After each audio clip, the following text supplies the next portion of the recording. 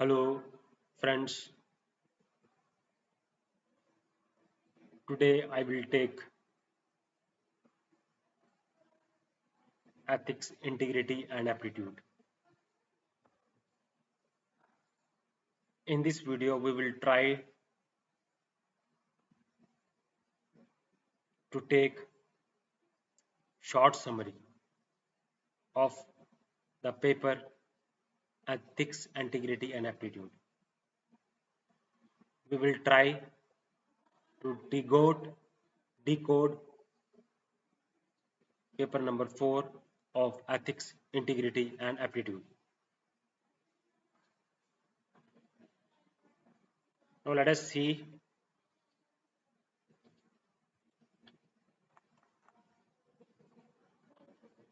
ethics and human interface. What is ethics? Ethics are certain principles that guide human behavior. It tells us what is wrong for us and what is right for us. For example, an IAS officer, when he refuses bribe despite political pressure. There is a lot of political pressure among the public functionaries, officers. So, despite political pressure, when an IAS officer refuses bribes, it is an example of his being ethical. Now, what is it is a set of moral principles. They are a set of moral principles. It distinguishes between what is right and wrong. Now, what are the determinants of ethics?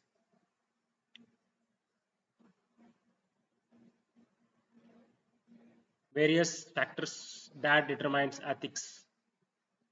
What is right, what is wrong, and on what things, such on what factors we can say that ethics can be determined.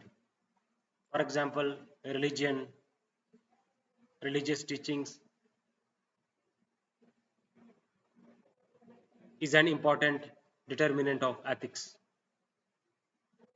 Societal norms are also determinants of factors of ethics. Individual values, societal norms, legal framework, culture,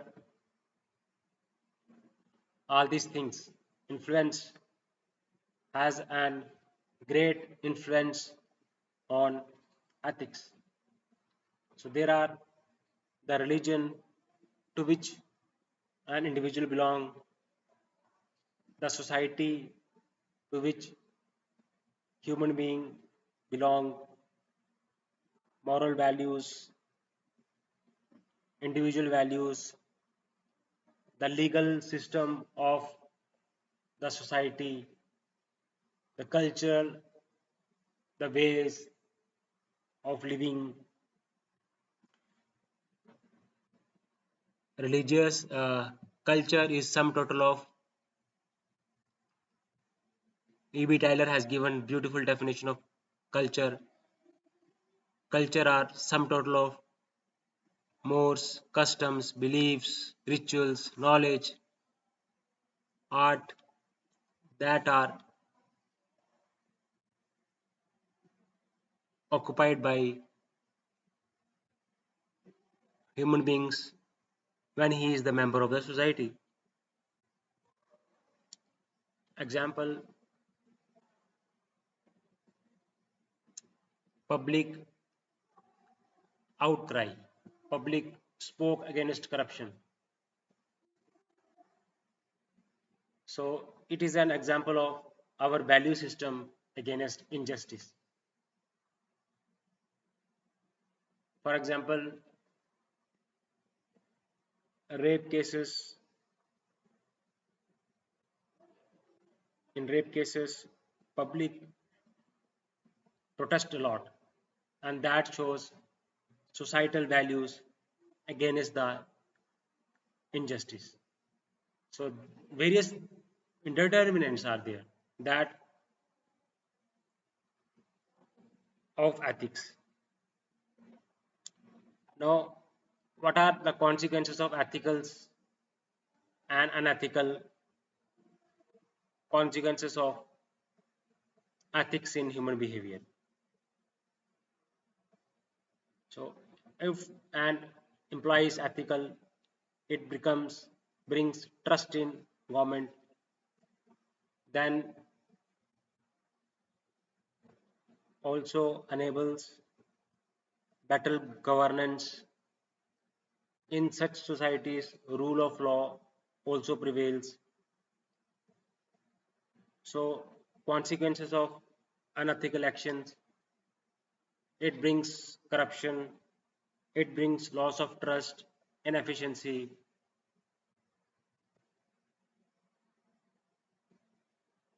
Example says, for example, RTI Act strengthens governance through transparency. What is the consequences of ethical and non-ethical actions? Ethicals. If society is ethical, it brings better governance, better societal values, better religious practices, trust in government. Ethicals brings corruption, loss of trust, inefficiency. So, what is ethical action? For example, RTI Act is an ethical action. It strengthens governance, trust in government, rule of law through transparency. So, ethics and human interface, essence, determinants, and consequences of ethics in human action. Then, dimensions of ethics. Ethics, what are various dimensions? We are now discussing dimensions, not determinants.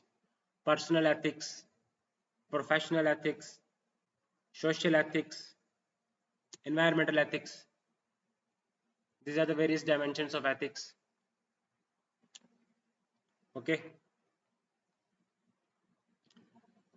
Then various dimensions we try to control the various modes of ethics. An individual has to be ethical. He has to do some work. He has to undertake activity. There are ethics in public and private life. When we talk about ethics in private life, public life, what happens? So it brings out integrity, it brings out impartiality, transparency, it brings out truthfulness, it brings out respect, it brings out empathy. So in private life, ethics brings a lot of things. It brings out truthfulness, it brings out effectiveness, it brings a lot of good things. So we have public, there are ethics has importance in public life as well as importance in private relationship. E. Sridharan is known as the Metro Man of India. He upheld public ethics. He was man of integrity, impartialities, and was an example of partiality. He was very transparent in infrastructure delivery. He laid down metros. He is known as Metro Man, E. Sridharan, then he is an example of bringing ethics in public life. He brought transparency, impartiality, integrity in infrastructure delivery. Now, what are human values? When we talk of human values,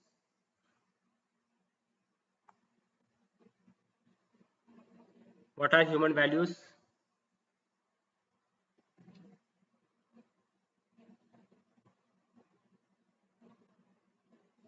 Human values, so values are principles that guide human behavior. Ethics are principles, moral principles that guide human behavior. Values are principles that guide behavior. That honesty is value. Compassion, empathy are human values. Now, role of family, society, and education. What is the role of family, society, educational institutions in inculcating moral values? Okay.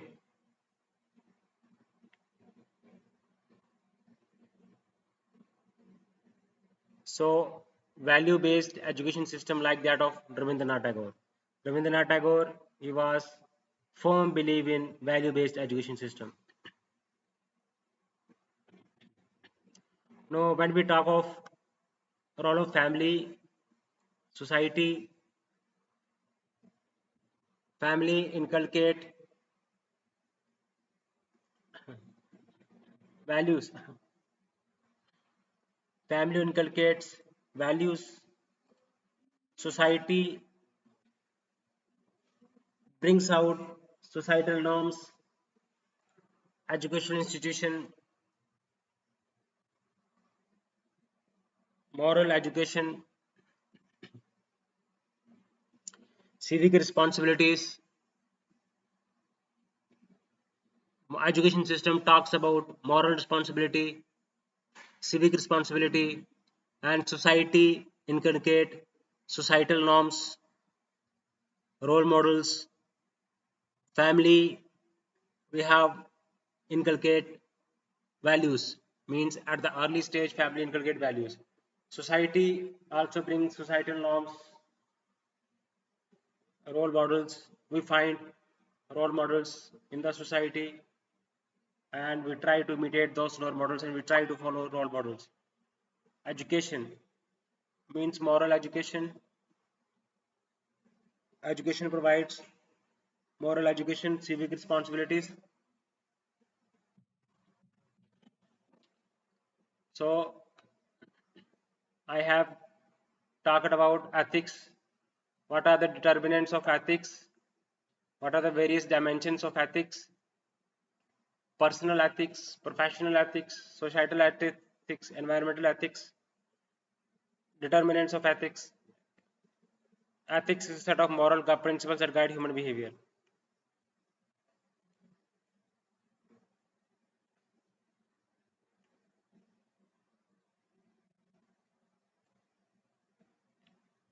An IAS officer refusing bribes despite political pressure.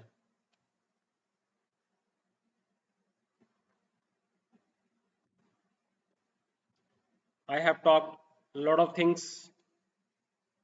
What are the various determinants of ethics? Tell me. Societal norms, then religious teachings, then individual values, then legal framework, cultural influence.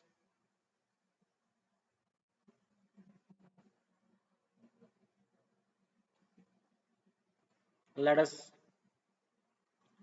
there are various determinants of ethics.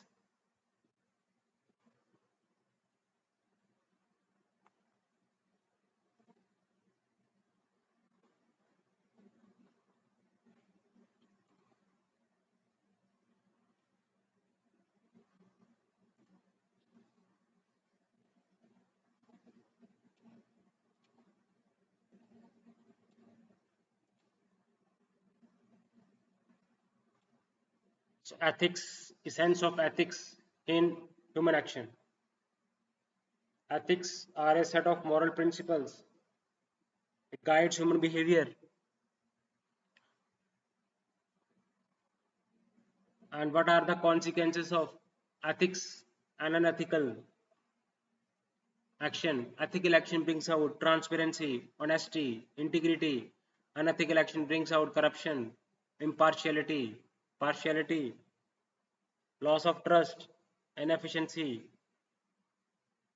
Dimensions of ethics: personal ethics, professional ethics, social ethics, environmental ethics. Ethics in private life brings truthfulness, respect, and empathy. Public life brings integrity, impartiality, transparency. Values are principles that guide human behavior. Ethics also guide human behavior, provides guidance to human behavior. Role of family. Family inculcate values at very early stage. Society inculcate role models, societal norms among the members of the society. Education bring moral education, civic responsibilities are being brought out by family, society, and education. So value-based education system like that of Rabindranath Tagore.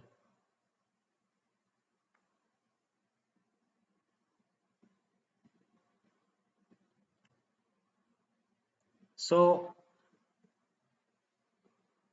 there are a lot of things that I have studied. Value-based education system.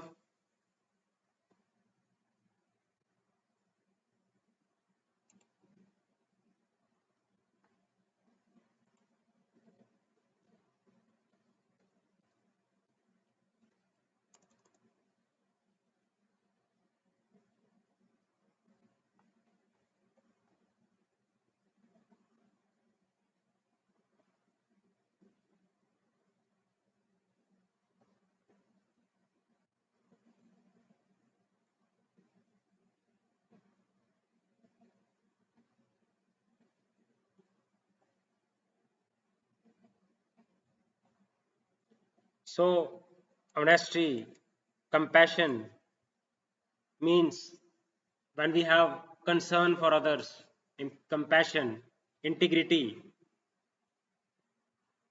then respect that influence individual and societal behavior, governed by emotions, trust, mutual trust, empathy, transparency, fairness, impartiality, citizen government and relationship, relationship with family, relationship with friends, public private relationship, professional ethics, individuals, that is at the personal level, honesty, integrity.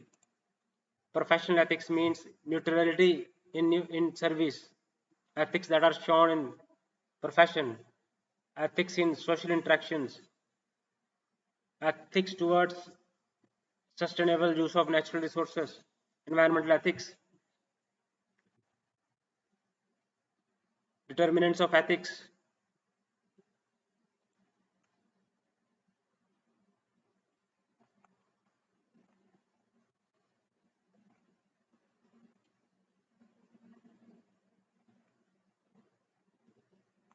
Okay, so we have a lot of things to talk about. What is right and wrong? It guides individual behavior, group behavior in a society.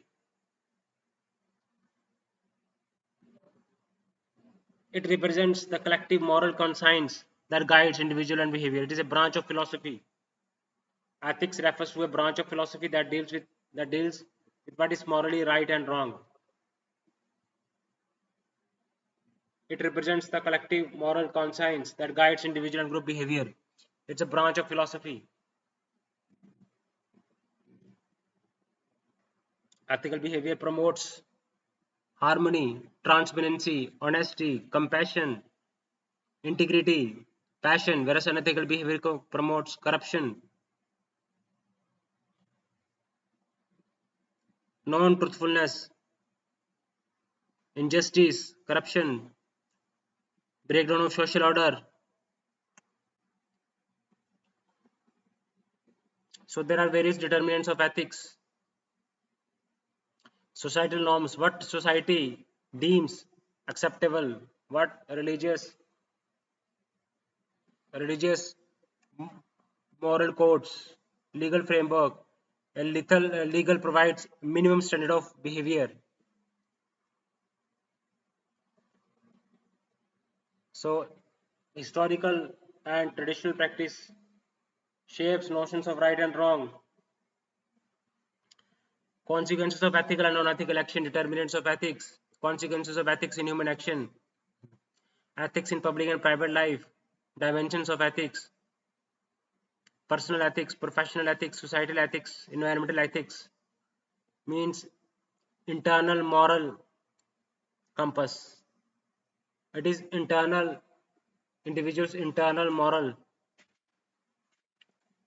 ethical standards expected in professional ethics, ethical standards expected in personal life, ethical standards expected in professional roles. Social ethics. So ethics when interaction with others, interpersonal and societal interaction. Environmental ethics. We have various types of interaction. We have professional ethics. We have personal ethics. We have private relationship, public relationship. E. Sridharan, known as Metro Man, is known for his integrity, transparency. That is an example of ethics in public relationship. Requires objectivity, fairness, transparency, impartiality. Requires objectivity, fairness, transparency.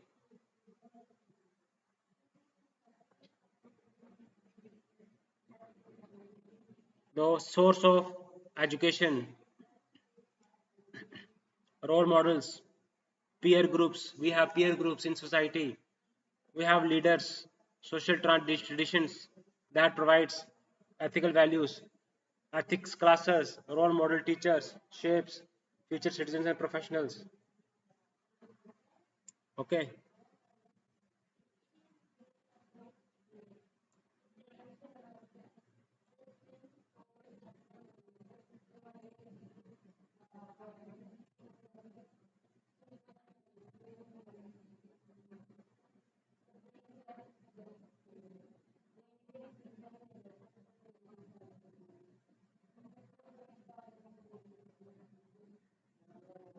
Attitude. What is attitude? When we like or dislike an object, attitude refers to the individual's liking or disliking for an object. Cognitive, affective, affection, feelings. Cognitive means beliefs. Cognitive, affective, and behavioral intention.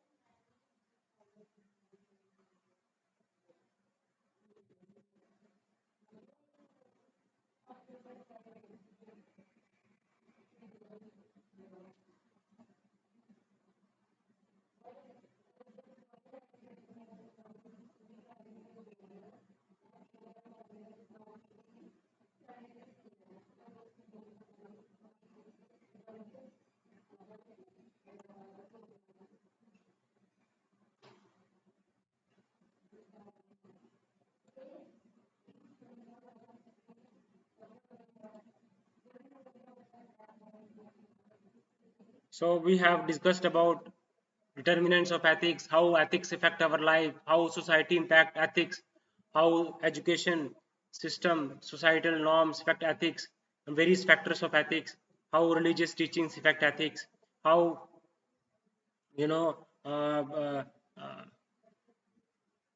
individual values affect ethics, how religious teachings affect ethics, how societal norms affect ethics, how legal frameworks affect ethics. Ethics are set of guiding principles that tell us what is right and what is wrong. Okay. Now, what is attitude?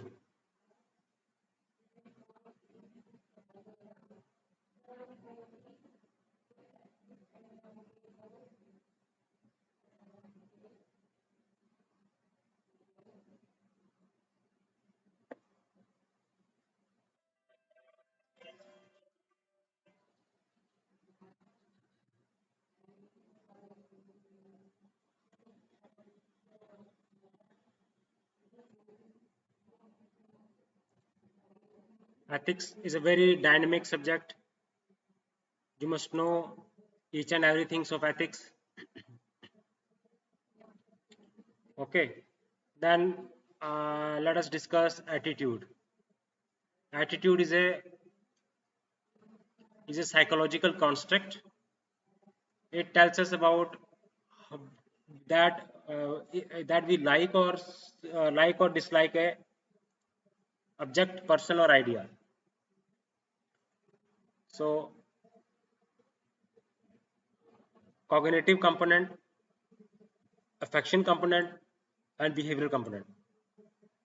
Affective component deals with emotions, how we respond emotionally, or what we cognition means what we believe about the subject, how we emotionally react, and how we behave towards subject. What is behavior component, objective component, and belief component. The structure of attitude. The structure is it has behavioral component, it has affective component, it has cognitive component.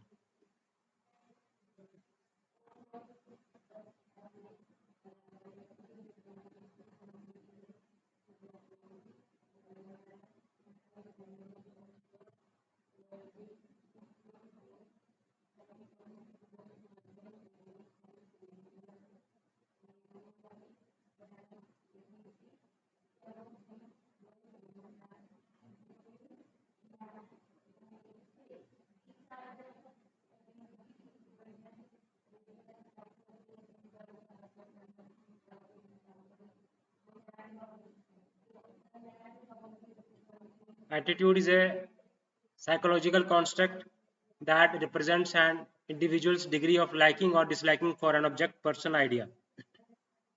So it has cognitive component, mean what we believe, what thought we have about the project, why, what, how we emotionally, what are our emotions towards the object, idea.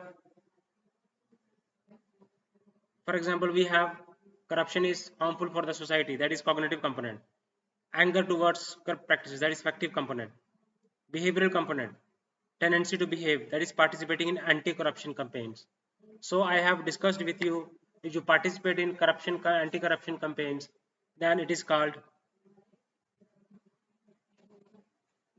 behavioral component. It tells us about your behavioral component, behavioral, feeling, and believing component.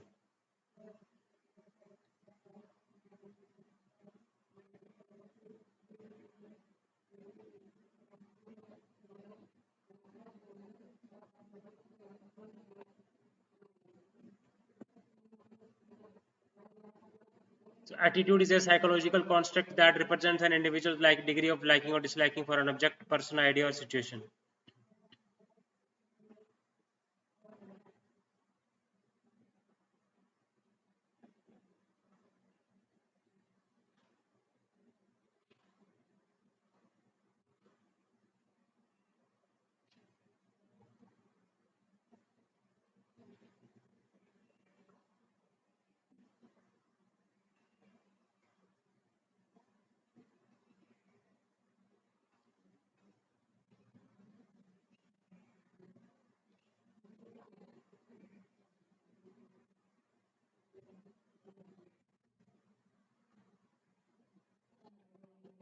So attitude is a psychological construct that represents an individual's degree of liking or disliking for an object. It has various components. Okay, when there are corruption, what are your thoughts about the corruption? That is, corruption is harmful for the society. That is cognitive component. That is your anger towards the corruption. That is your depicts about affective component. And how that you participate in anti-corruption campaigns, you motivate others to talk with others, not to indulge in corrupt practices. That talks about your behavioral component. Now functions of attitude. So attitudes has a lot of functions. So attitude means gives helps in influence and relation with thought and behavior. Attitude shapes our perceptions, it shapes our judgments,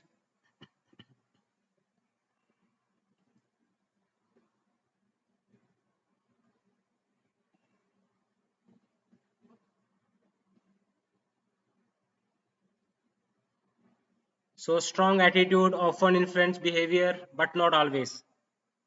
That is cognitive dissonance. An officer with a positive attitude.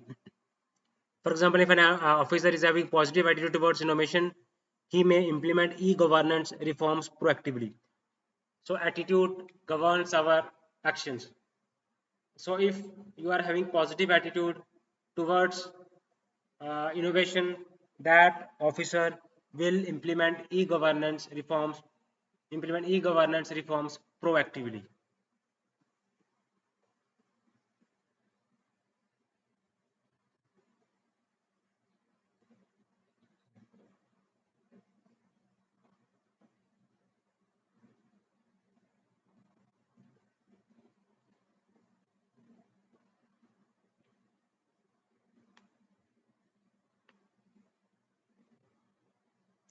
So functions of attitude. What are the functions of attitude?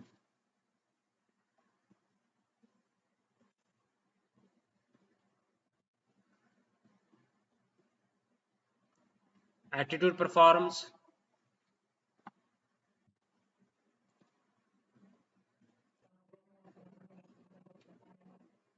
So we have a lot of things to discuss over here. It has a lot of functions to perform. So it helps in simplifying your decision making. So you have some attitude, negative attitude or positive attitude towards a thing, then it will be easy for you to make decision, helps simplify decision making.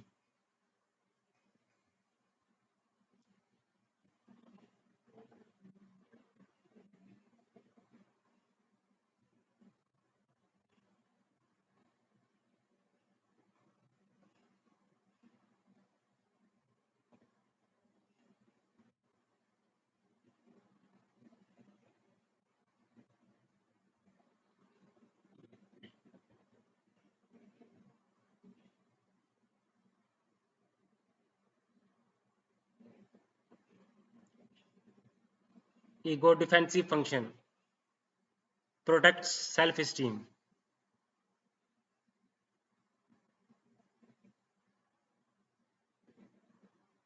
So it protects your self-esteem.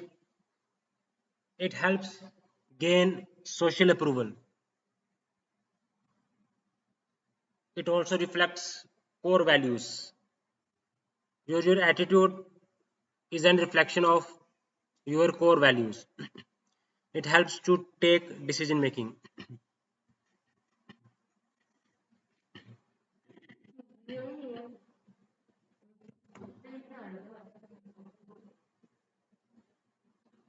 So moral and political attitude. Moral attitudes are influenced by content, structure, function, its influence and relation with thought and behavior. So attitude shapes thoughts, perceptions, judgment. And attitude often influence behavior. It influences your thought process. Attitude has content of attitude I have discussed with you, structure of attitude I have discussed with you, functions of attitude I have discussed with you, its relation with thoughts and behavior I have discussed with you. Then comes moral and political attitude. Moral and political attitude. Moral attitude. What is moral attitude? So it is governed by moral values. It is governed by ethical beliefs, promote integrity, honesty, and fairness. Political attitudes.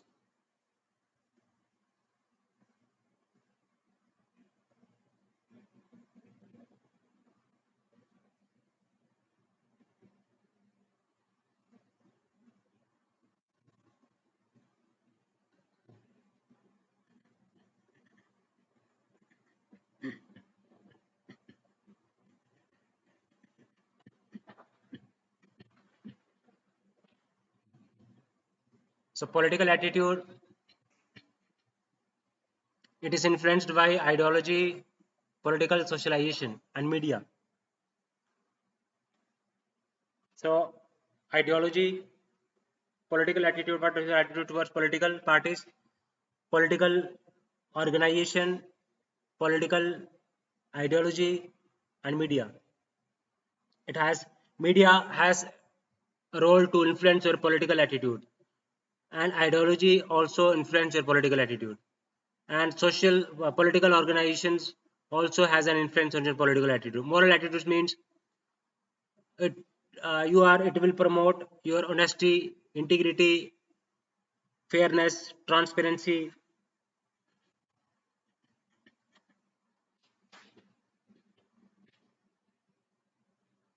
So that's a lot of things to do.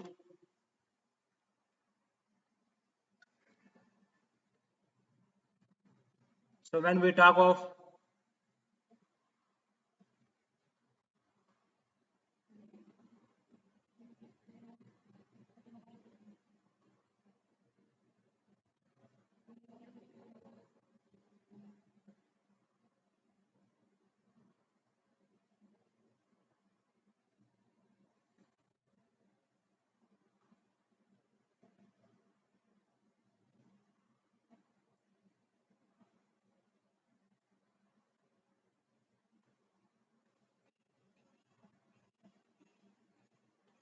so attitude shapes perceptions and judgments.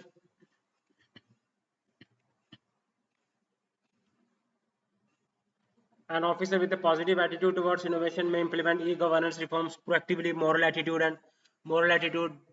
is governed by, depends upon your morality, your values, your ethical beliefs, your attitude. It promotes honesty, integrity. Then social influence and persuasion. Moral and political attitude, social influence and persuasion. So what is social influence and persuasion? Persuasion means awareness camps are being organized, deliberate attempts to change attitude through communication.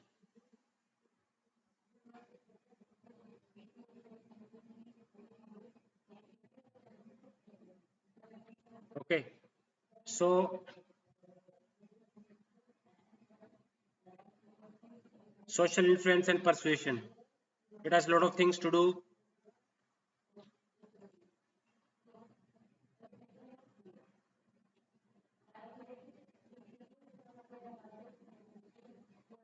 So moral and political attitudes have a lot of things to do with you. Social influence and persuasion. How persuasion is important. It is an attempt to change attitude. I communicate with you and I make an attempt to persuade, to convince you to change attitude. Obedience means follow authority figures. Compliance means agreement with others to gain reward or avoid punishment. Agreement with others to gain reward or avoid punishment. So conformity, social influence, and persuasion. So how persuasion is carried out, how social influence is carried out. Compliance means you have to agreement with others to get reward or avoid punishment. Obedience means following authority figure. Conformity means changing attitude behavior to align with group norms. Conformity.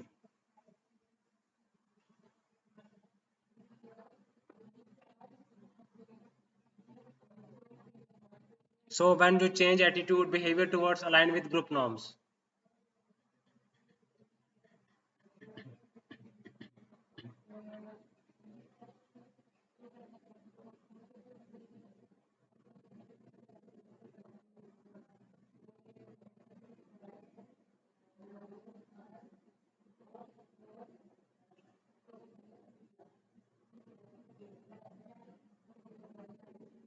So I talked about in social influence and persuasion. I will talk about persuasion. In this, you make an attempt to change attitude by communication. In obedience, you have to follow your authority figure. Compliance means have to agree with person has to agree with others to gain rewards or avoid punishment. Conformity means you have to change at behavior or attitude to align with group norms. There are group norms, there are societal norms, there are conformity, there are compassion, attitude, belief system about the person. Attitudes, components of attitudes are affection, cognitive, behavioral component. So attitude is basically a social construct. It includes beliefs, affection, cognitive affection, and behavioral intentions. So functions as attitudes helps in simplify decision makings. Attitudes helps in getting reflects your core values. Your core values determines your attitude. It reflects your core values. When you have positive attitude, you are able to get social approval. I want to get social approval. That is function of attitude. You want to approve, get social approval. It is your attitude that makes others to approve yourself socially. Adjustment function. So it has influence with your thoughts and behavior. Moral attitudes means it depends upon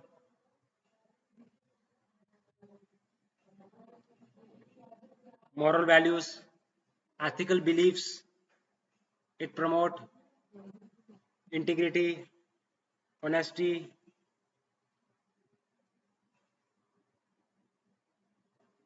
and fairness. And what about political attitudes? In political attitudes, uh, it depends upon the ideology of the political party, the political organization, and the media. So media also influences your attitude. Persuasion does the job of persuasion.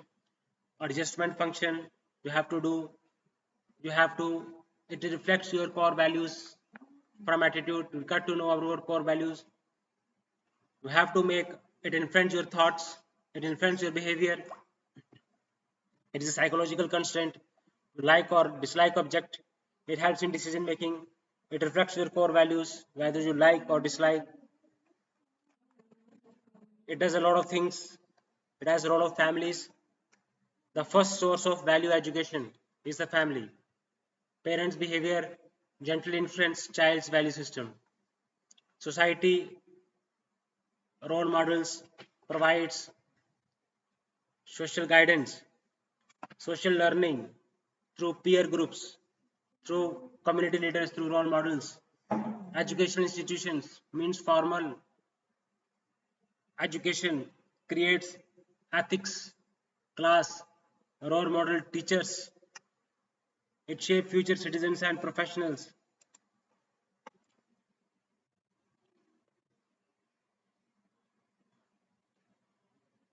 So has role to play. Society has role to play. Education system inculcates moral education, ethics, classes, role model, teachers shape future citizens and generations. So human values are beliefs and principles that guide our behavior, that influence our individual and societal behavior. We have human values, we have structure of attitude, we have components of attitude, you have consequences of ethics in human action, we have dimensions of ethics, how we ethics deal with public and private life, how role of family, how role of society, education institutions in inculcating values, human values, what are the consequences and determinants of ethics, human values. means it includes honesty, it includes compassion, it includes integrity, respect, honesty, compassion, integrity, respect, honesty, compassion, integrity, respect.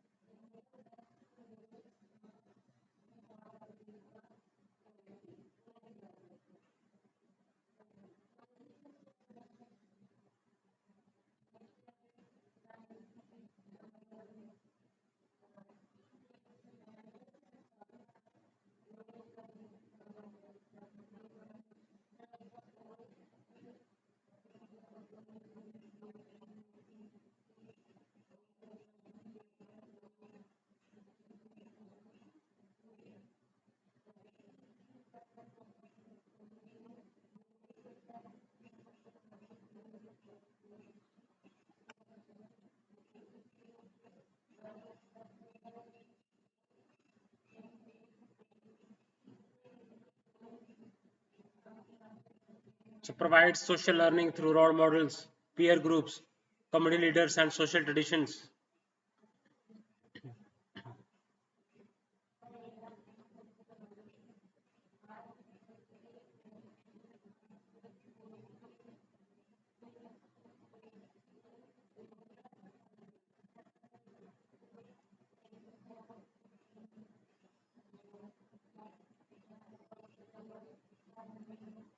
So dimensions of ethics are personal ethics,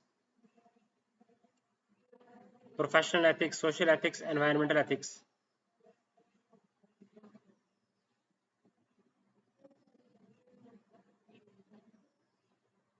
So what are the dimensions of ethics? You have personal ethics, professional ethics, legal ethics, societal ethics, personal, professional, societal, and environmental ethics, social ethics, professional ethics. So social influence and persuasion. Then comes aptitude, attitude. I have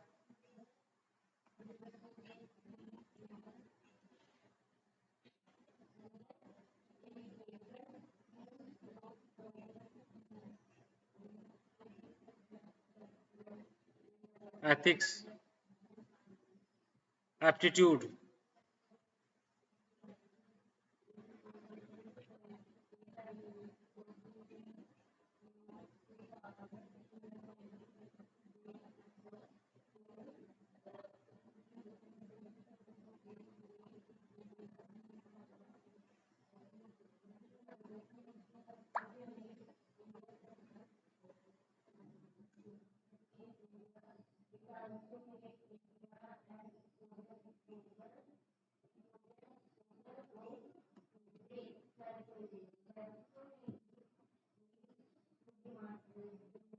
So now let us discuss about aptitude.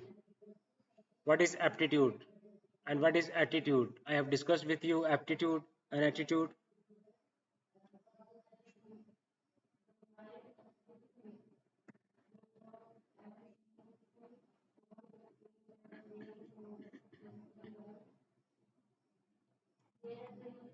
Now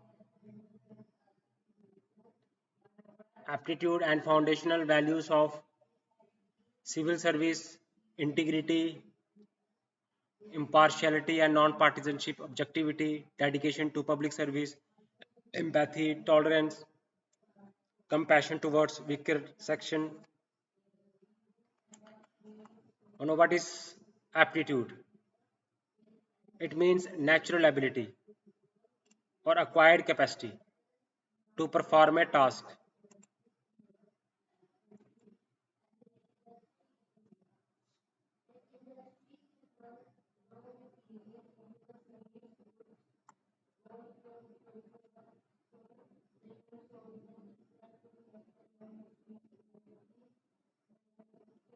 So it is your how what is your ability to perform a task is called aptitude.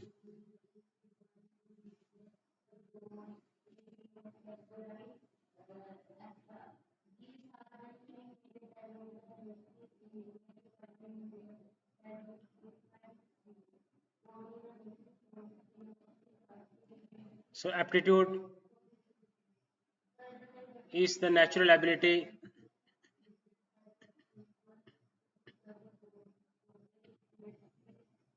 or acquired capacity to perform a task.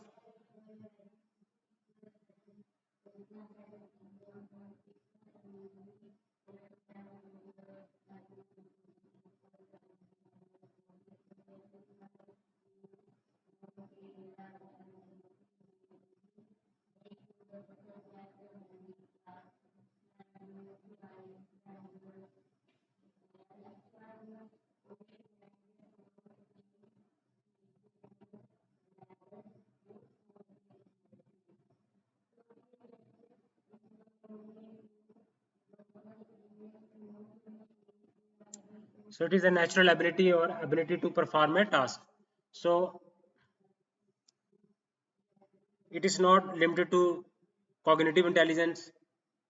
It is also extended to emotional and moral aptitude for effective public administration. So it has various foundational values. Integrity. Integrity means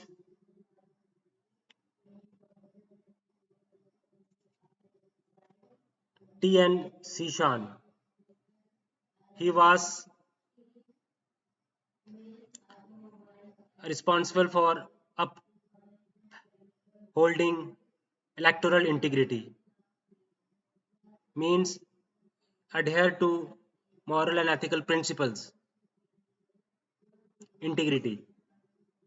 So it brings about trust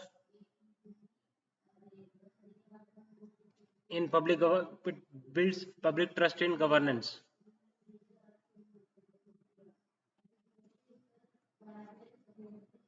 means impartiality means treats all citizens equally,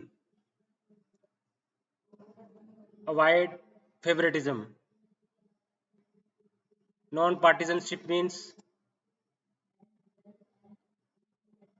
you have to maintain neutral in administrative situations like elections or law enforcement. A district magistrate enforcing law and order during communal tensions without siding with any group. Means when a district magistrate enforcing law and order during communal tensions without siding with any group.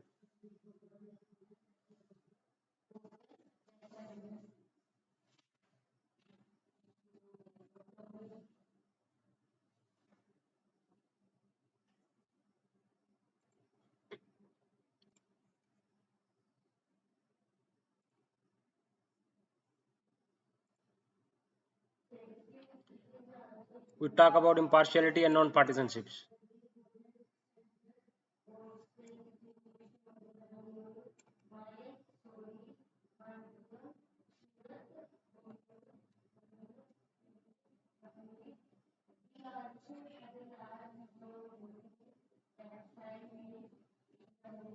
So various foundational values.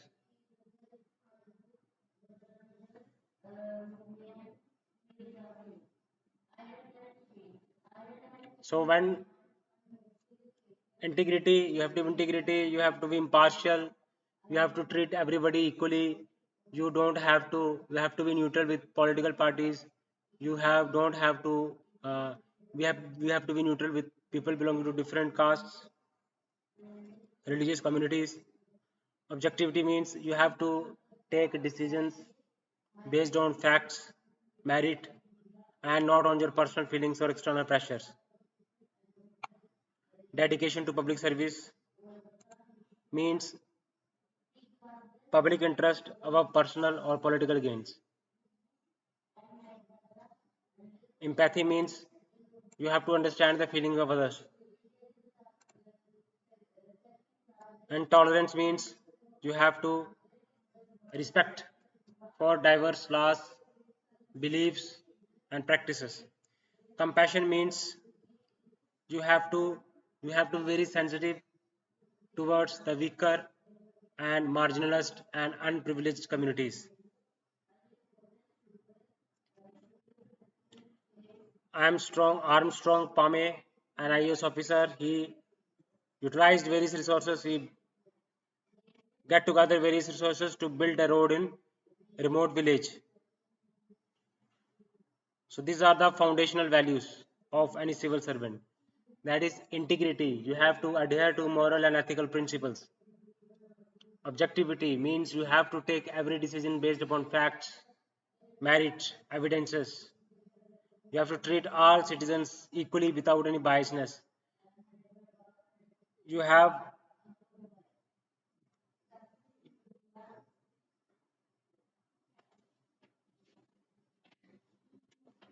you have to maintain neutrality.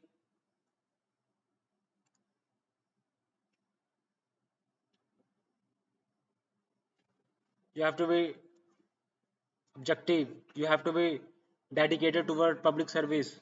Means you have everything is above political and personal interest. Means putting interest, public interest above personal or political gains. Means to commitment to efficiency, responsiveness, and service delivery. What is empathy?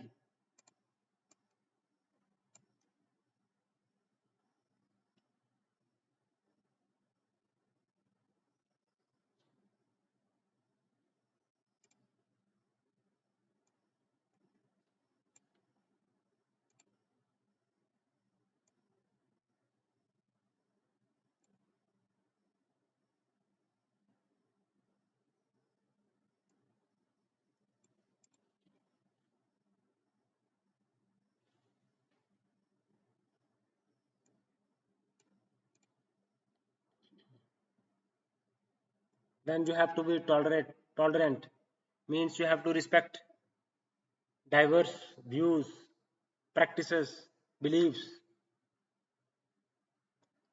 multicultural, multi-religious, multilingual, pluralistic society like India. Tolerance, compassion towards weaker section. Okay, you have to see all these things. Aptitude, it is your natural ability to perform tasks.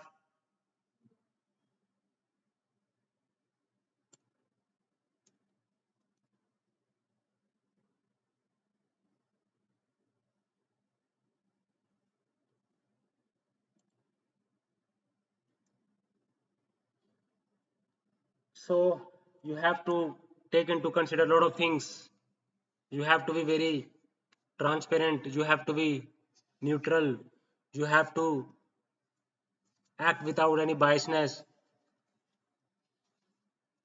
You have must have compassion towards the weaker section of the society. You must be sensitive. You have to understand the feeling of others, ability to understand and share the feelings of others. You are working in a multilingual, linguistic, multi-pluralistic society, multicultural society. You have to be tolerant of various diverse belief system. Aptitude refers to the natural ability. It is natural ability or acquired capacity to perform a task. It is aptitude. It is not limited to cognitive intelligence, but it extends to emotional and moral aptitude, to essential for effective public administration.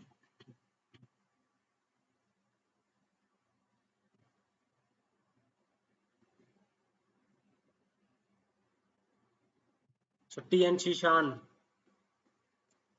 electoral integrity.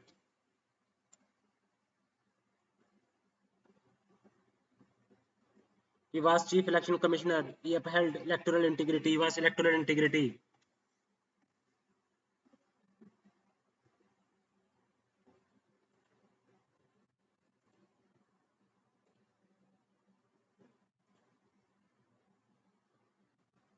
So I have discussed with you so far aptitude, then attitude, then ethics, determinants of ethics, ethics and human interface. I have discussed with you attitude. I have discussed with you aptitude. I have discussed with you components of attitude, various foundational values of any civil servant, civil service. Then I have discussed with you moral and political attitude, functions of attitude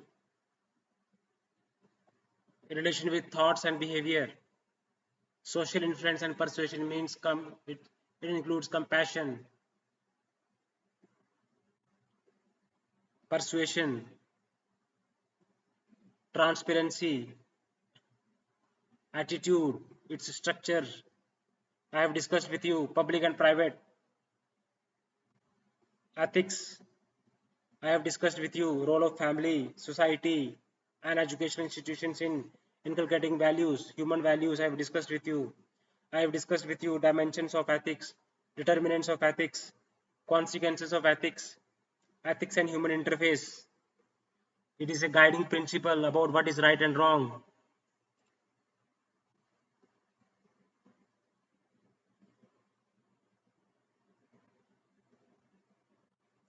Now, what is components of emotional intelligence? Application in governance. Emotional intelligence is very, very important.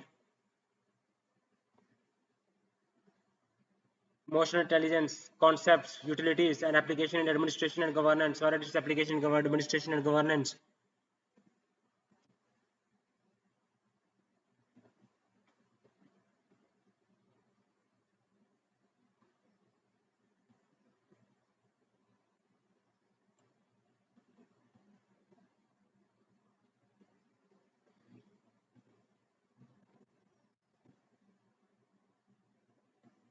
So, let us discuss about emotional intelligence.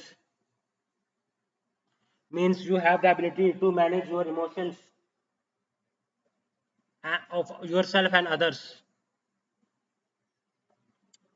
So, must be aware about your emotions. So, we components of means self awareness. You must be able to study your understand your emotions. You must be able to self regulation means understanding emotions. Motivation means you have must have drive to achieve goals with optimism and empathy. Empathy means understanding and considering others feelings in decision making. Social skills, you must build relationship, conflict management and communication. It has a lot of utility in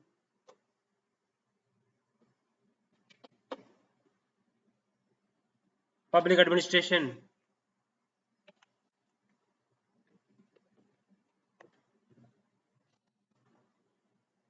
It has application in governance.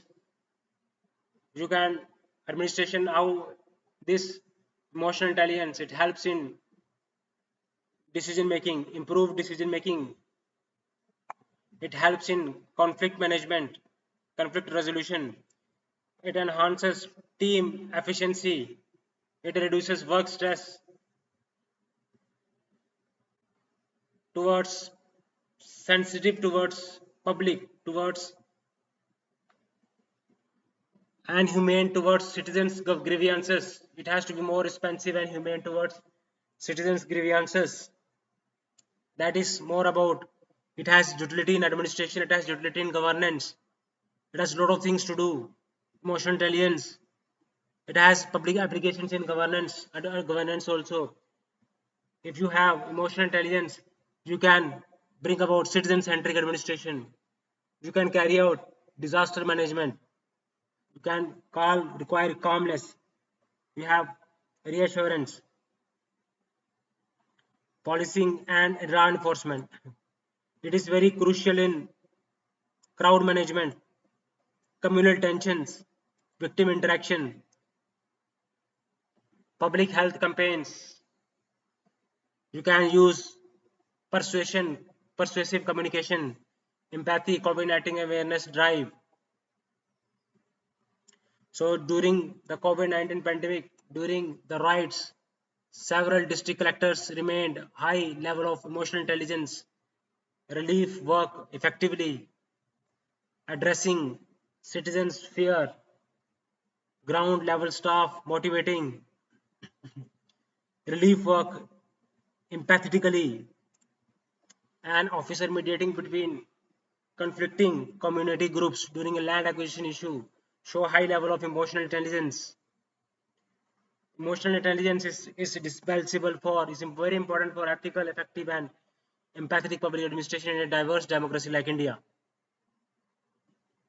So I have discussed with you a lot of things regarding emotional intelligence. It is the ability to perceive, to understand, manage one's own emotions and the emotions of others. It requires components, social skills in way of talking with others. It requires empathy. You have to have others feeling understanding. You have to have inner drive to achieve goals.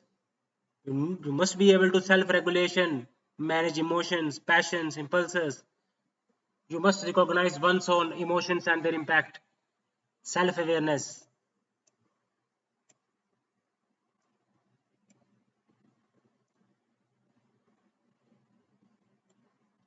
So emotional intelligence is the ability to perceive, understand, manage and regulate emotions in oneness and others.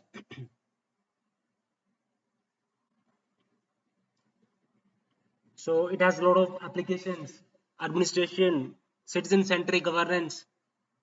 It has also helpful in disaster management, law enforcement, like in areas of communal tension areas where you have to deal with various communities. You have to be neutral. You have to address their fears. It is also help in public health initiatives. It has administration utility also. Improve your decision making. You can be able to resolve your conflict resolution. Increases, enhances team management. It reduces your work stress and public sensitivity. It has a lot of work to do. It has a lot of benefits. I have discussed with you emotional intelligence, aptitude, integrity, functions of attitude, functions of aptitude, structural component of attitude, aptitude, foundation value of civil servants. I have discussed with you. Then I have discussed with you ethics and human interface, public and moral, public and private ethics, moral values. Then role of schools, educations, and societies in inculcating values, dimensions of ethics, determinants of ethics, consequences of ethics in public life, in human actions. I have discussed with you ethics and human interface. I have discussed with you emotional intelligence.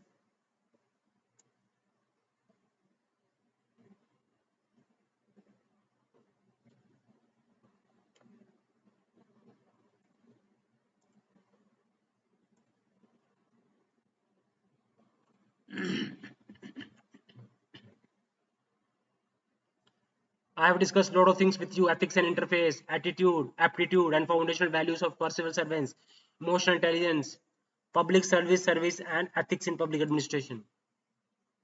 What are ethics in public civil service and status and public civil services values? I have discussed with dilemmas. Then after that we will focus on probability. What is probability in governance? That is the last chapter. This is the second last chapter. A lot of things to discuss with you. Now what is public and civil service values?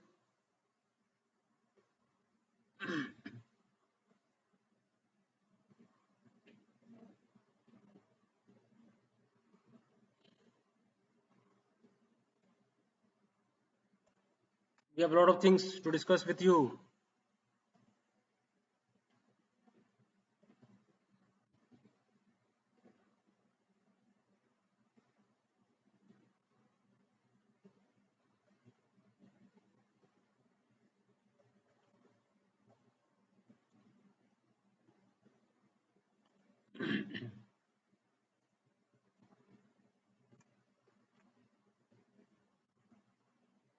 You have public civil service values and ethics in public administration. Now, moral values, human values, civil service values, public and civil service values, and ethics in administration.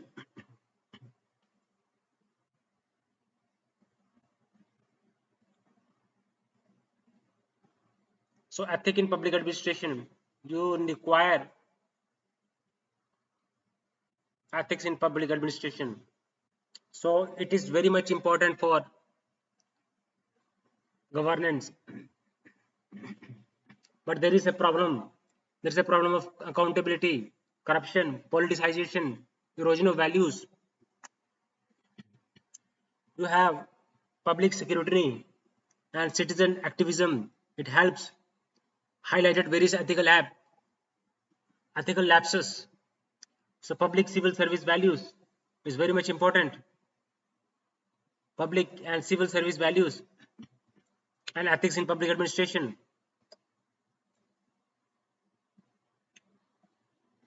It's very much important.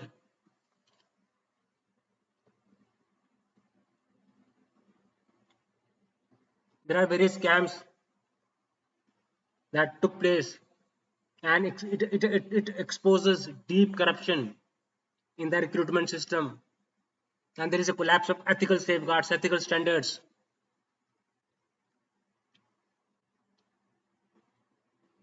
So ethics in public administration is very important. Status and problem, public oblique civil service values, ethical concerns and dilemmas in government and private institutions. So ethical concerns, there is a conflict of interest, balancing one's personal interest and public duties. Nepotism means there is a favoritism in appointments and contracts.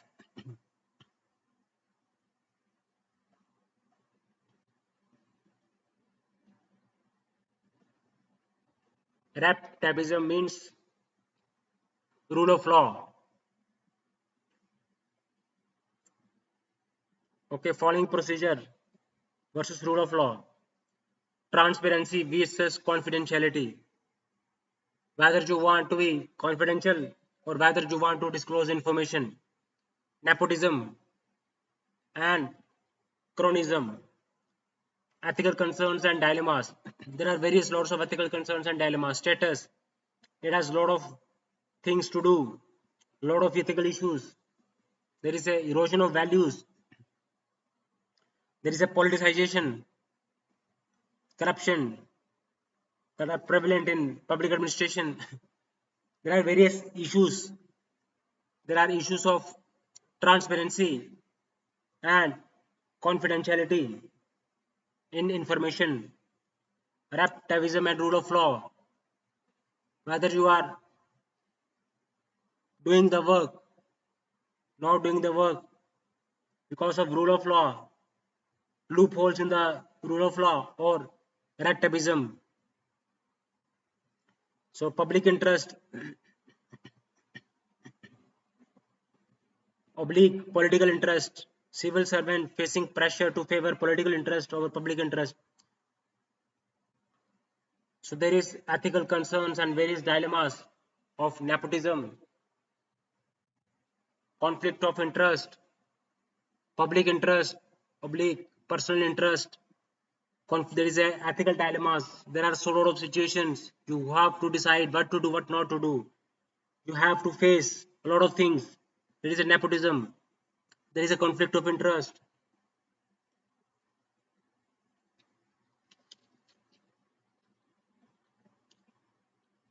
A lot of things to discuss over here.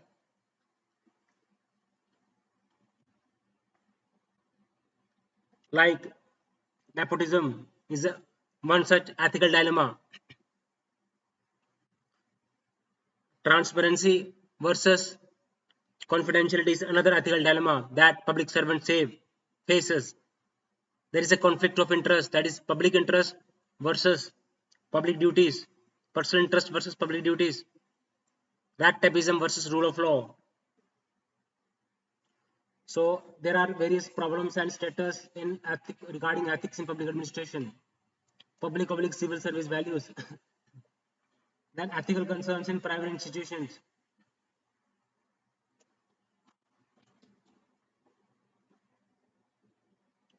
So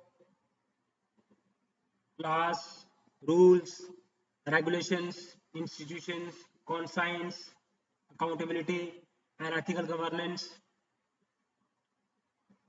promote transparency, responsibility, answerability, public trust, and prevents misuse of power.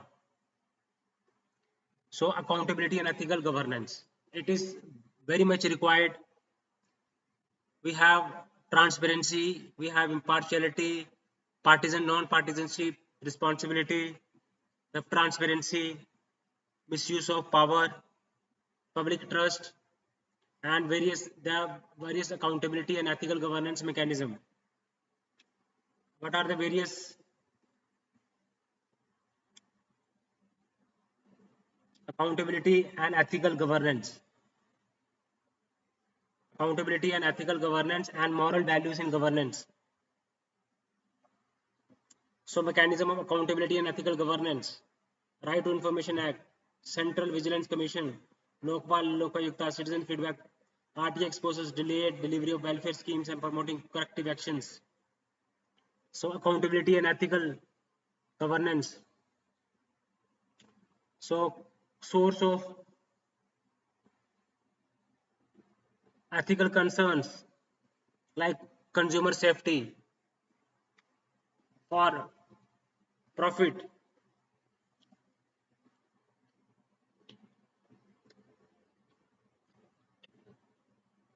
data privacy breaches,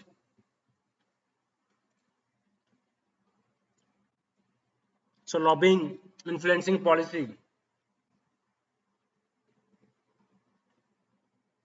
corporate lobbying influences government policy. So there are private institutions, there are a lot of issues like giving more importance to profit giving more importance to than to safety. Means corporate lobbying also affects policies, ethical issues in concerns in private institutions, ethical issues in concerns and dilemmas, nepotism. There are a lot of issues, a lot of issues. There are sources of ethical guidance, laws, rules, regulations, conscience, laws, rules, and regulations, conscience. Conscience is inner moral compass of the individual.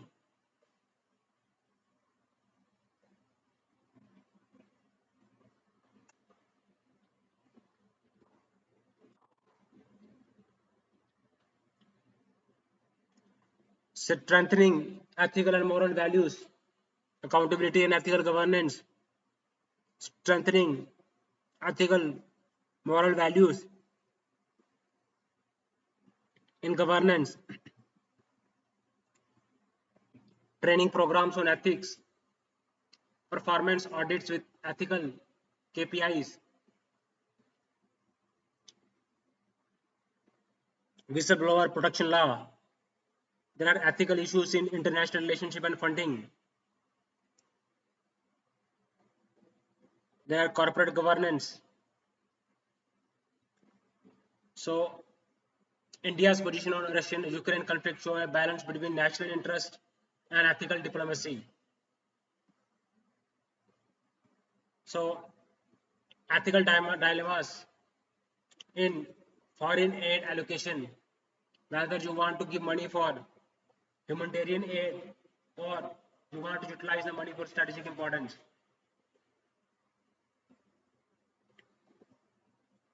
There are a lot of things to be discussed in it. There are ethical issues in international relations and funding, means strategic versus humanitarian aid in foreign aid allocation. So diplomatic pressures conflicting with national interest,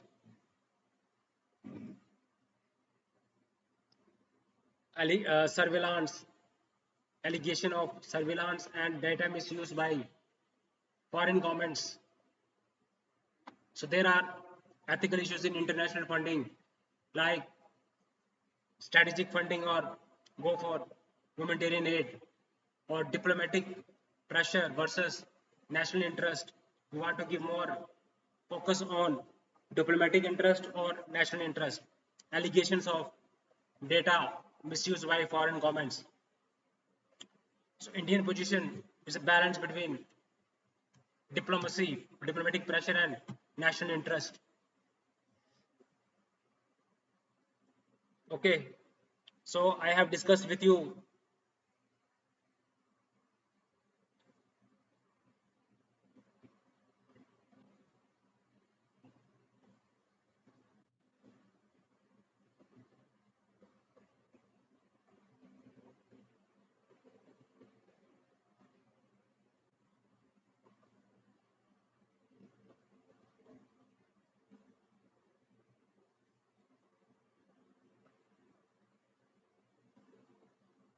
So there are ethical issues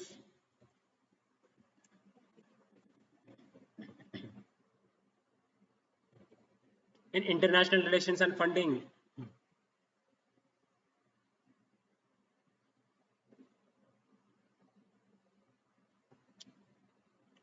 There are allegations of surveillance. There are a lot of things that we are discussing over here. Ethical issues in public and in international relations and funding. We have to strengthen ethical values, moral values, ethics, public civil service values and ethics in public administration, training program, whistleblower laws, public service campaign, promoting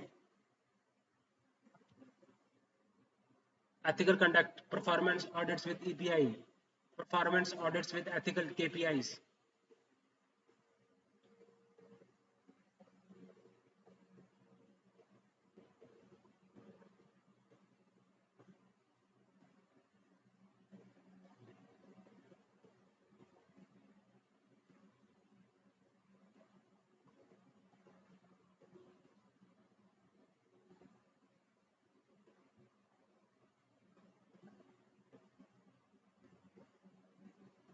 It has to be discussed in, I have discussed with you ethics in public administration, ethics of public moral values in administration, ethical issues in public institution, private institution, data breach issues are there.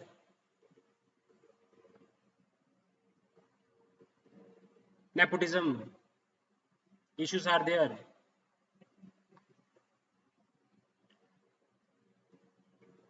Consumer safety for profit, transparency versus confidentiality, conflict of interest,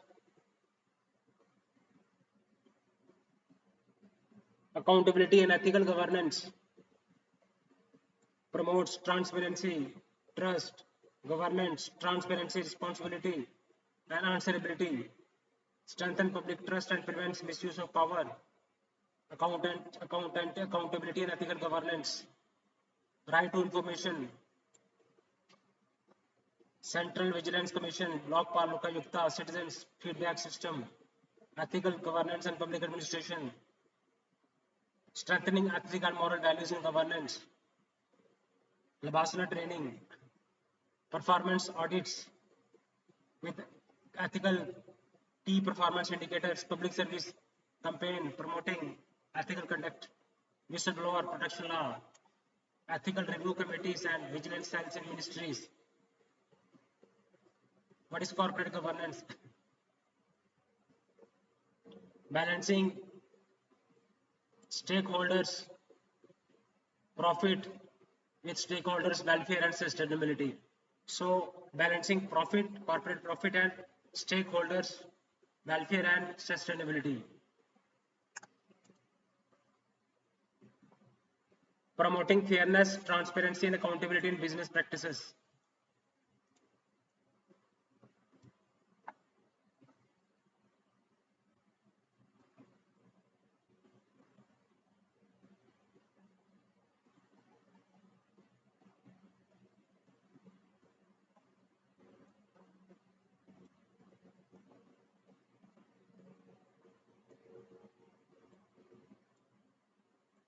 So you have to balance corporate this profit versus welfare, stakeholders' welfare and sustainability. So corporate social responsibility is part of corporate governance.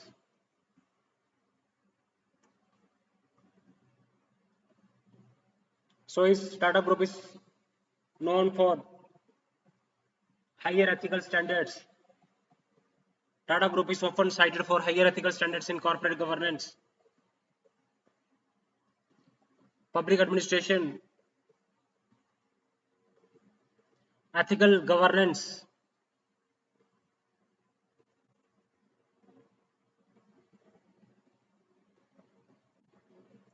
There are a lot of things that are required to be discussed over here. Ethical governance is all over there. Political governance is all over there. There are various ethical issues in public life and private life. Ethical governance, we have to discuss with it in detail. There are a lot of things. Tata Group is known for corporate social responsibility. It means balancing your profit with stakeholders, welfare, and so these are the things that is required. It tells us about what is good and bad for the society. So ethical values in civil service values, civil service values, ethics in public administration, transparency, accountability, answerability, impartiality, ethical governance, accountability and ethical governance.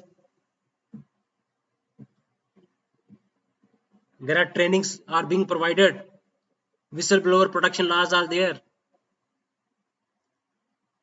Performance audits are being done to promote ethics. So we are talking about ethics, integrity, and aptitude. I have discussed with you aptitude. I have discussed with you attitude. I have discussed with you ethics and human interface. A lot of things, a lot of conceptual clarity has to be there among you, so that you will be able to attempt all the questions in GS4 paper. So a lot of things, a lot of discussions have to be done by you. So there are various things that are needed to be discussed over here.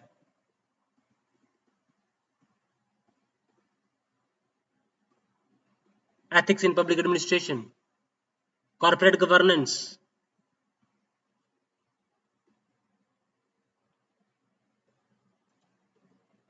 then you have ethical issues in international relationship, like you want to have to balance national interest and diplomatic pressures, data breach, data misuse by foreign governments, allegations of surveillance. So these are the ethical issues.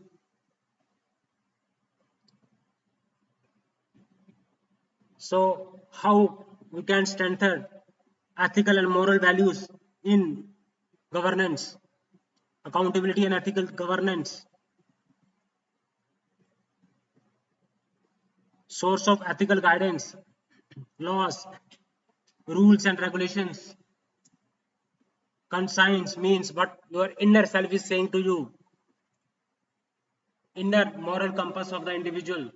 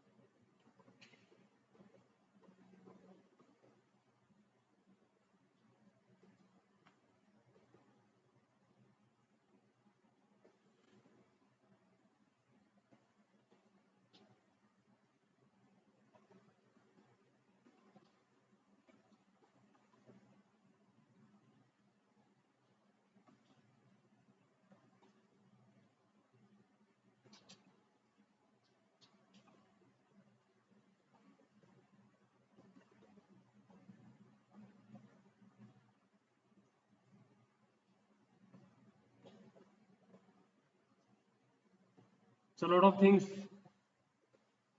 that are required to be discussed over here. Ethical issues, rules. There are source of ethical guidance. As a source of ethical guidance, laws. There are various laws, constitutions, Prevention of Corruption Act, Constitution, IPC, CRPC. It provides ethical guidance, rules and regulations. Conduct rules also provide ethical guidance. Institutional norms means administration customs, precedents that are presidents that are set, administrative customs that are act as a source of ethical guidance, laws, constitutions, CRPC, Prevention of Corruption Act, civil service conduct rules, institutional norms, conscience, your inner self, inner moral compass of the individual. So a lot of things I have been discussed with you. I have been discussing with you ethical concerns and dilemmas in public life, in private life. What are the status and problems? So ethics is the backbone of effective, equitable, and responsive governance. But there are erosions of values, corruption, and lack of accountability.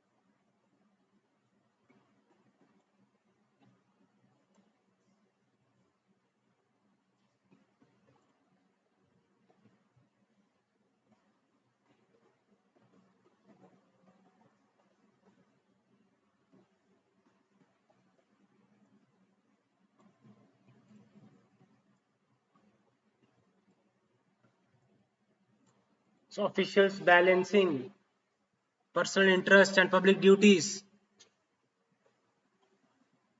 You have to balance a lot of things to be discussed over here. I have discussed with you attitude, aptitude, emotional intelligence, ethics and human interface, then public civil service and ethics in public administration, accountability, ethical issues in international relations and fundings, corporate governance.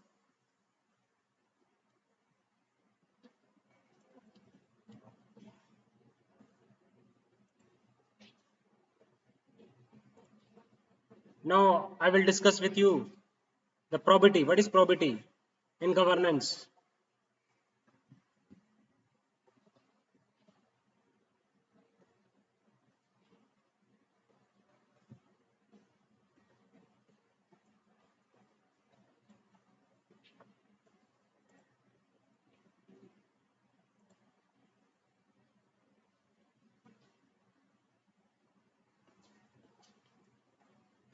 Very conceptual paper. It is very scoring subject.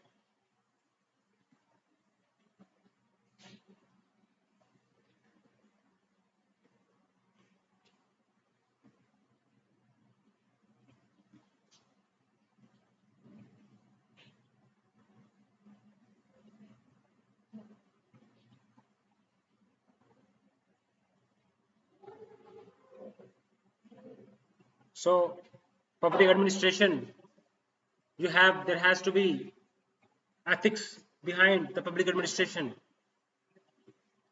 Power has to be exercised in a fair manner, in a responsible manner, and for the service of the people.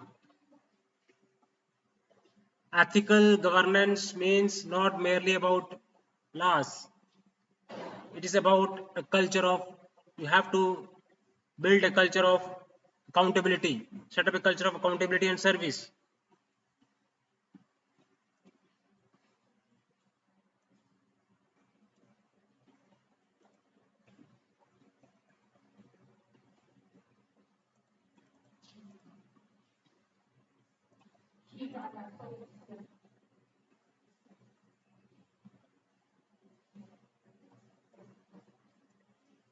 So it has been public civil service values and ethics has been thoroughly expanded, studied in detail with real world examples.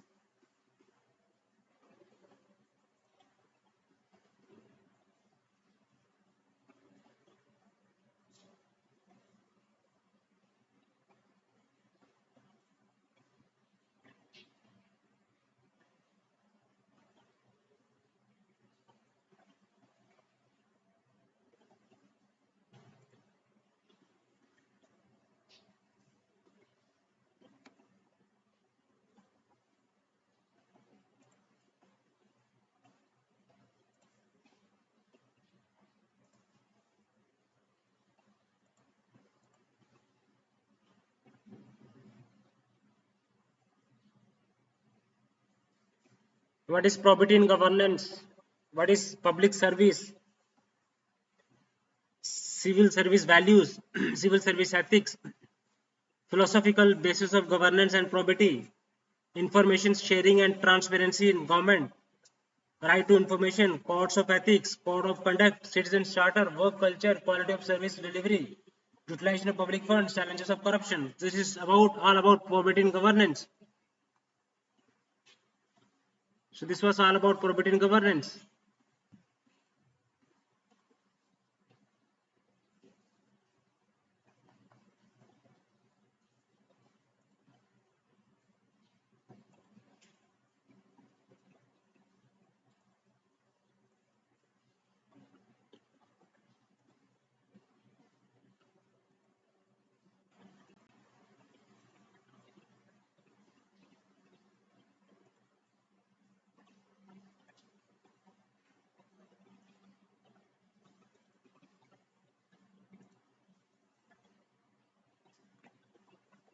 There are a lot of things that are required to be discussed over here.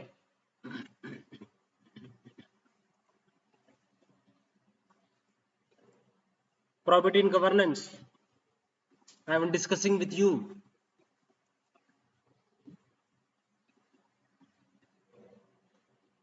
That what is probity, public civil service, and ethics in public administration.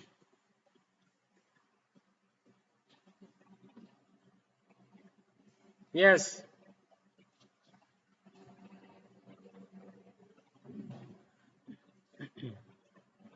you have to discuss probity in governance.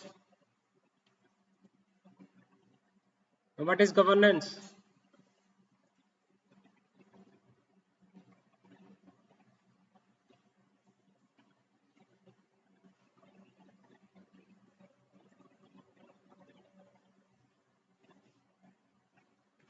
What is probity? In probity refers to means integrity, honesty in public life. You have to be integrate. You have to be honest in your public life.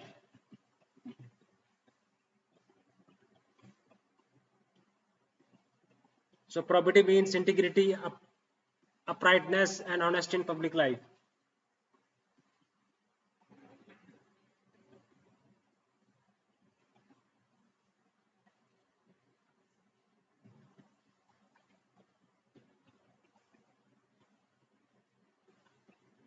So probity means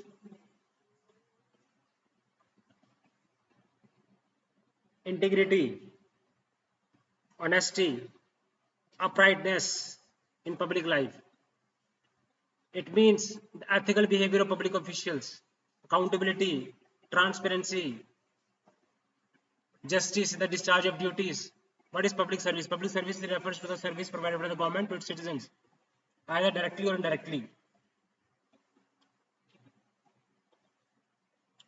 Public servants are expected to act in efficient, accountable manner, non-partisan manner. Means having or being neutral.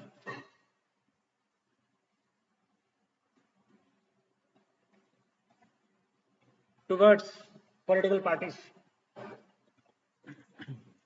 So philosophical basis of governance and probity. So governance, what is governance? Governance is the process of decision making. You have to take decisions in a administrative setup, and it is decision making and implementation by public administration. Decision making and implementation by public institution.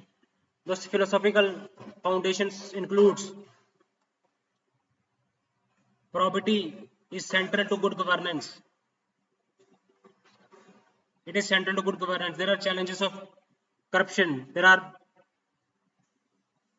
erodes trust, hinders development.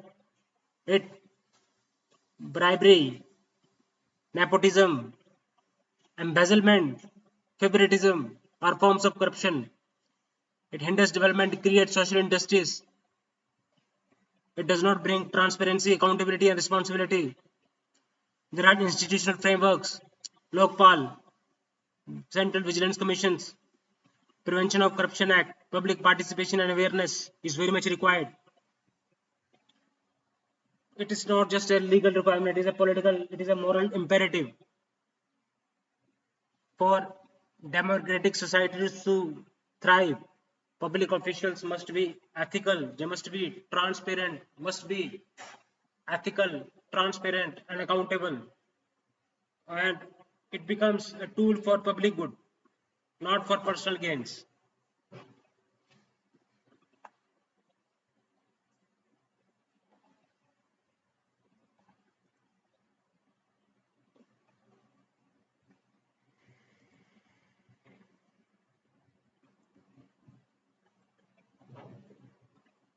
So utilization of funds, public funds must be judiciously, properly utilized for the intended purpose. Institutions like Comptroller and Auditor General play a vital role. CAG, CAG, Comptroller and Auditor General of India plays a vital role in the utilization of public funds. It must be utilized in a proper manner. So there has to be transparency in there. There has to be physical responsibility. Performance audit has to be there. So quality of service delivery. So means what is the effectiveness with which the service is being delivered. The service needs expectation and needs of citizens. Indicators, timeliness, reliability, responsiveness. It requires citizens' feedback, technological usage, continuous improvement. So there has to be continuous improvement. There has to be a lot of things to be discussed over here in probity. It ensures transparency, honesty, uprightness. There are quality of service delivery.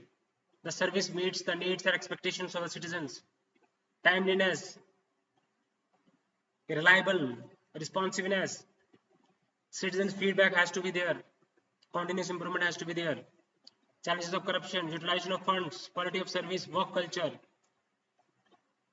How the tasks are performed. Good work culture requires meritocracy, teamwork, efficiency, empathy towards citizen.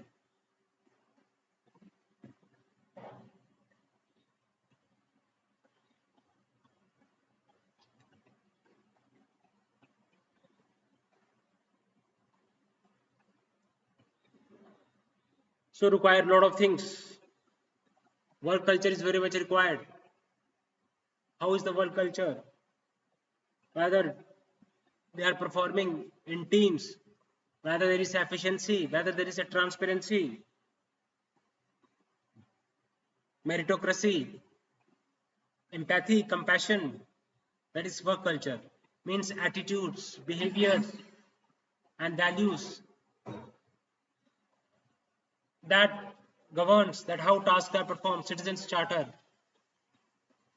document. It's a document that outline service provided to be provided, standards of service.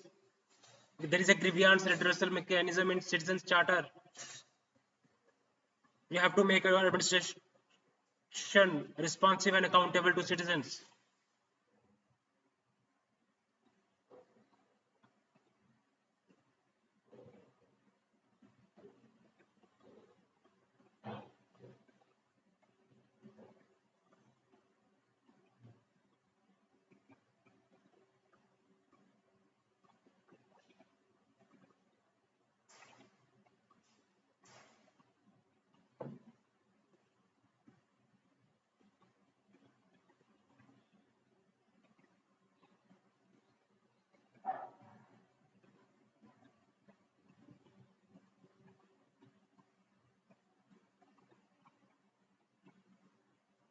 So various services that are to be provided, standards of service, grievance redressal mechanism has to be there in citizens charter. Now what is code of ethics and code of conduct?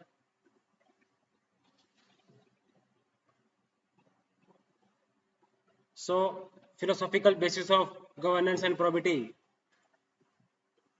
When I talk of philosophical basis and probity in governance,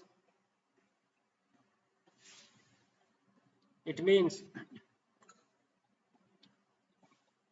promoting the greatest good for the greatest number, means utilitarianism, means provide maximum benefit to the maximum number of people. Utilitarianism. Virtue ethics means integrity, compassion, justice.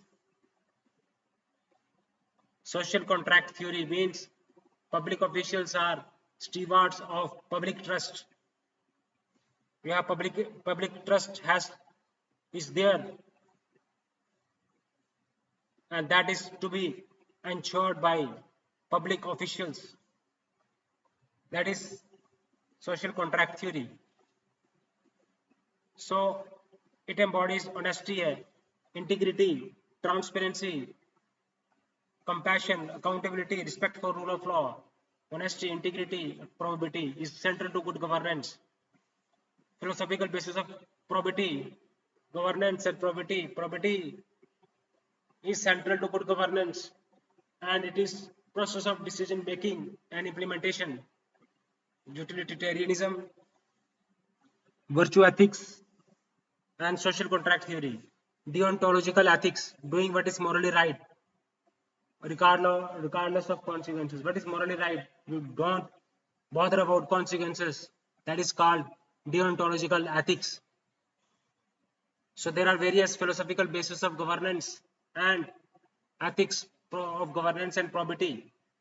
Probity in governance, concept of public service, information sharing and transparency. Transparency, information sharing prevents, it aids citizens' participation, it prevents misuse of power, information sharing. Actions of the government are open to scrutiny. It can be scrutinized, actions can be scrutiny, can be checked, thus building public trust. It is build public trust. So information sharing, it brings transparency in the government. So information sharing has to be there, so that what government do has to be open among the people. It prevents misuse of power, aids citizens participation. Then right to information, it empowers citizens to seek information from public authorities. It is responsible for accountability. Public officials are accountable to the public. Transparency, citizens empowerment. It is a culture of openness in the administration and helps deter corruption. So right to information, information sharing and transparency in government, probity, philosophical basis of probity and governance, information sharing and transparency, right to information, code of ethics and code of conduct. Code of ethics. So code of ethics means set of broad ethical principles that guide behavior. It guides various values like integrity, objectivity, impartiality, commitment to public service. It emphasizes values like. So what set of ethical code means, code of ethics means set of broad ethical principles. Code of ethics means ethical principles. It includes values like honesty, transparency, probity, governance, code of ethics, code of conduct. It is more specific than the code of ethics. It it tells us about the standards of behavior, what type of behavior has to be done by the people, the employee. Non-acceptance of gifts, avoid conflicts of interest, restrictions on political activity, So work culture, citizens charter, quality of service delivery, utilization of public funds, challenges of corruption. These are discussed in probity and governance, concept of governance and ethics, probity and governance, utilitarian value basis of probity and governance, code of ethics, code of conduct, how to conduct, mode of behavior, accepted mode of behavior, values, work culture, team spirit, service delivery meets the needs and expectations, utilization of public funds, tag, challenges of corruption, erodes values, nepotism, red tapeism.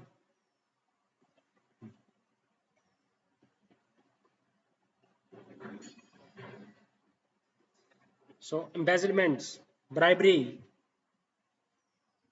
favoritism. So all this talks about the probity and governance in administration. I have discussed with you ethics and human interface, attitude, aptitude, emotional intelligence, challenges of public service values, probity.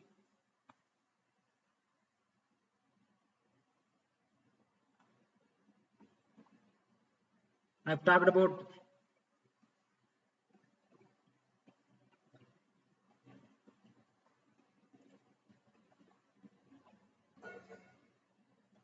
a lot of things.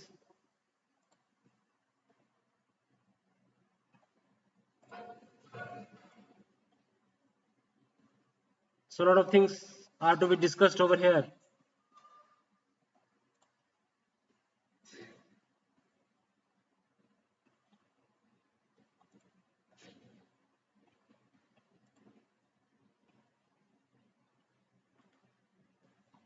I have discussed with you GS4 paper of ethics, integrity and aptitude. I have tried to summarize the whole syllabus, introducing all of you with the syllabus of GS4 paper, and will make videos on each and every topics of GS4 in addition to anthropology, UPSC mains optional paper. So it is going to provide lot of assistance to all of you.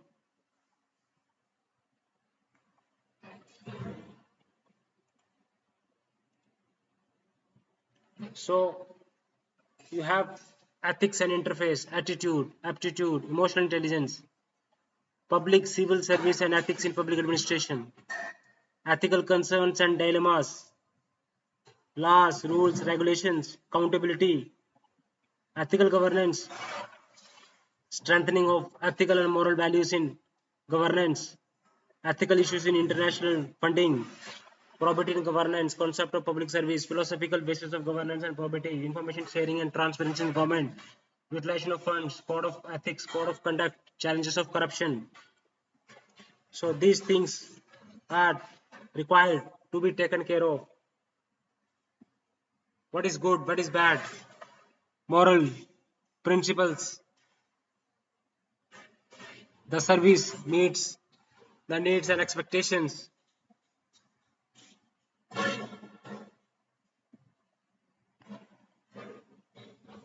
There are foundation values for civil service, transparency, compassion, empathy, probity, honesty, integrity, ethical values, societal norms, administration, governance, decision making, and implementation of decisions in governance, code of conduct, code of ethics, broader principles. It is more broader than code of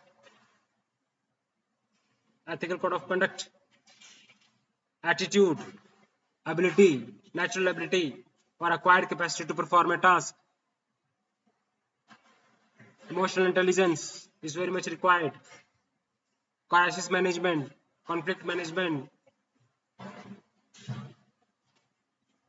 disaster management, tolerance, transparency, public, uh, private oblique public interest, diplomatic interest, diplomatic pressure versus national interest.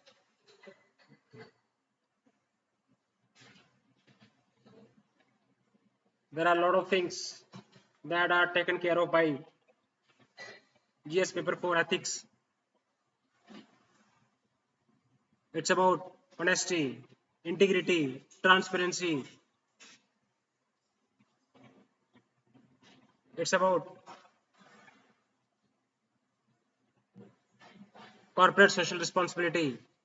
Like I have given you the example of Tata Group. I have also discussed with you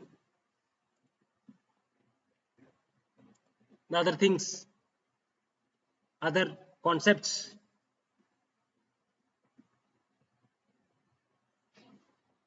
What are the components of attitude, aptitude, impartiality, non-partisanship, objectivity, empathy, tolerance, compassion towards the weaker section, non-partisanship, impartiality, emotional intelligence, and application in administration and governance.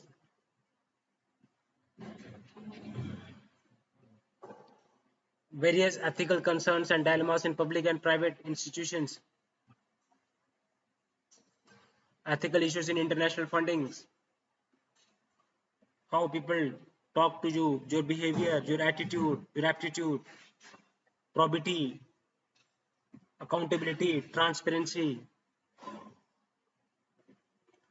You have to approach, your attitude has to be tested, and what is your approach towards integrity, probity in public life, and problem solving approach to various issues and conflicts faced by him. When you are facing any situation in conflicts in the society, what is your problem solving approach? It is a test of your problem solving approach.